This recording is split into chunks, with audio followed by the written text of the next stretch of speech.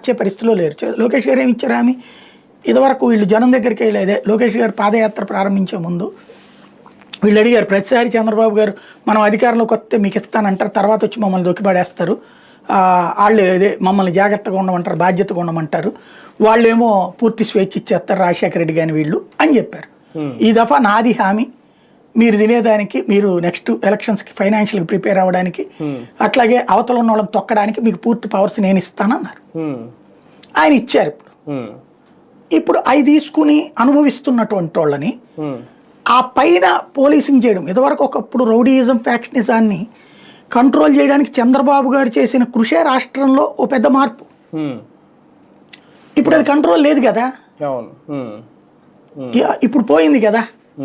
ఇవాళ మళ్ళీ తీసుకురావడం సాధ్యమవుతుందా? నాకు తెలిసి ఒక తటస్థ ప్రభుత్వం, ఇటు వైసీపీ తెలుగుదేశం కాని తటస్థ ప్రభుత్వం, అది మేబీ బీజేపీ అయితేనే, బీజేపీ లీడ్ చేస్తేనే, ఈవెన్ పవన్ కళ్యాణ్కి కూడా వల్ల కాదు, ఎందుకంటే తన కంట్రోల్ కూడా తప్పిపోయింది.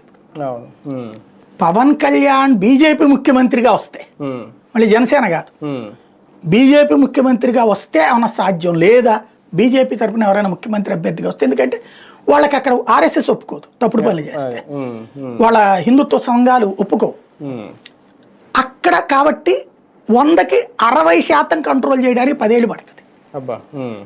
ఎందుకంటే 70లలో ప్రారంభమైన రౌడీయిజం ఫ్యాక్షనిజం 94, 95లో చంద్రబాబు గారు వచ్చాక 2000